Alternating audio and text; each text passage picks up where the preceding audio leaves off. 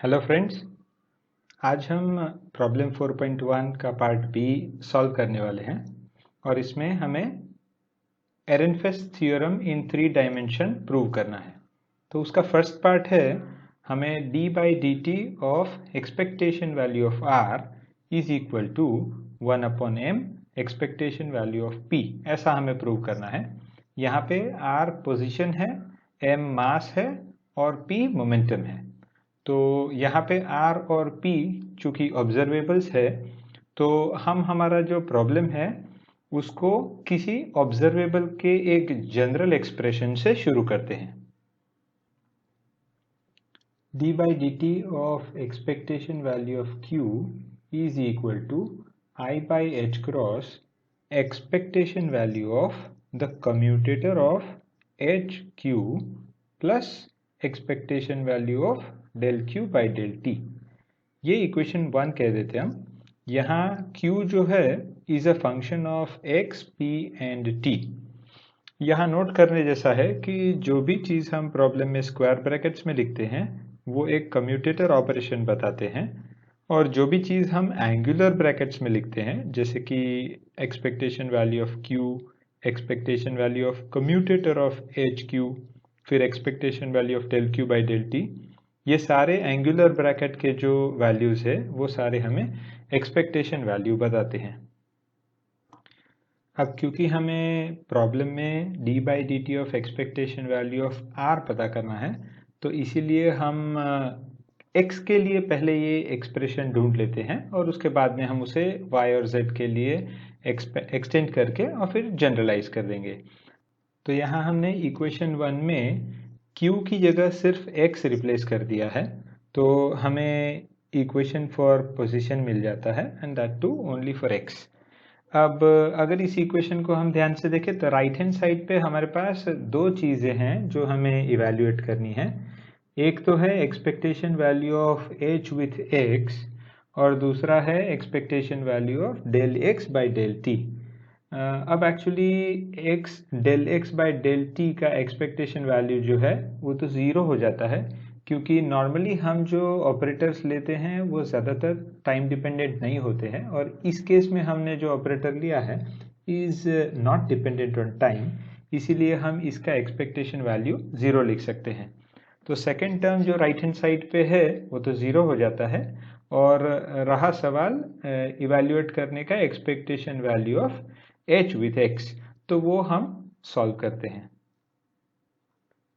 तो जब हम इक्वेशन 3 को इक्वेशन 2 में रखते हैं तो हमें इक्वेशन 4 मिलता है, और इक्वेशन 4 में हमें expectation value of the commutator of h with x solve करना है।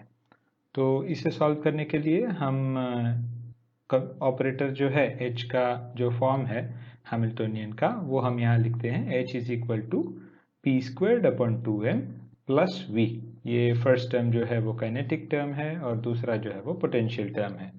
तो अब h विथ x सॉल्व करने के लिए हम ये जो h है इसे हम कम्यूटेटर में सब्स्टिट्यूट कर देते हैं। अब हम यहाँ पे ये जो कम्यूटेटर में एडिशन वाले टर्म है उसे सेपरेटली लिख सकते हैं।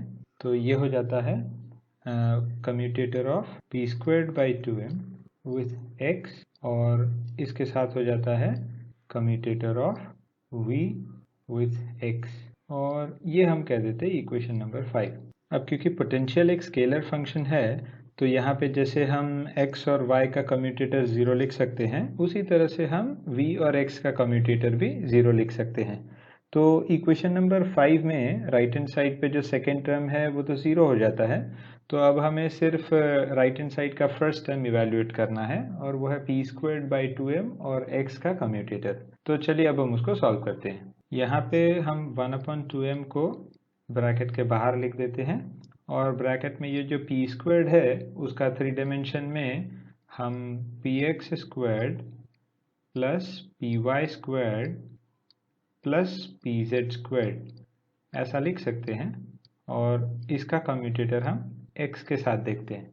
तो ये जो हमें मिला इसमें हम 1/2m एज इट इज़ लिख देते हैं, और ये जो एडिशन वाले टर्म्स है इसे हम जैसे हमने आगे स्प्लिट किया था उसी तरह से हम फिर से स्प्लिट करते हैं।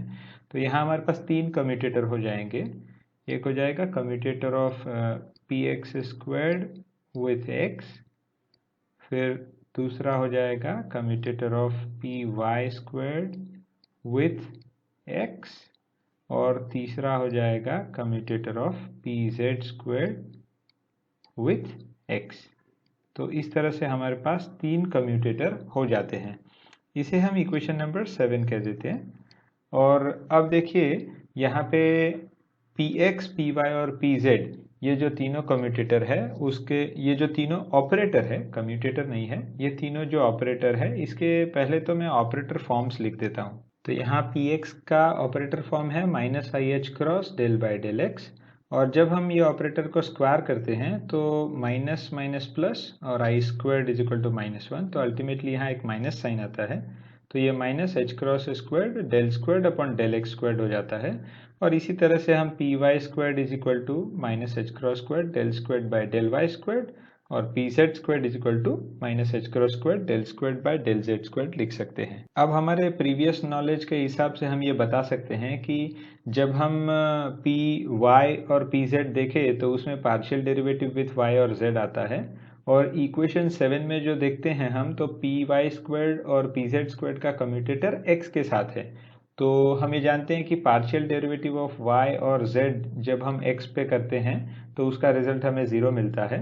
तो हम ये कह सकते हैं कि इक्वेशन नंबर 7 में जो लास्ट 2 टर्म्स है, जो लास्ट 2 कम्यूटेटर्स हैं, वो तो 0 हो जाते हैं, तो वही हम लिख देते हैं। तो देखिए इसमें तो ये commutator of p Y squared with x is 0 और commutator of p Z squared with x is 0, इसे हम इक्वेशन 9 कह देते हैं।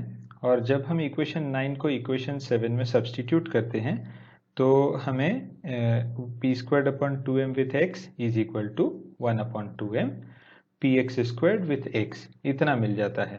अब इसे सॉल्व करने के लिए हम एक सिंपल काम करते हैं, यहाँ पे 1 अपॉन 2m, और ये जो पी एक्स स्क्वायर्ड है उसे हम p x with P x, मतलब उसको मल्टीप्लाई करके 2 बार लिख सकते हैं, और इसका x के साथ कम्यूटेटर, तो ये हम इक्वेशन 10 कह देते हैं।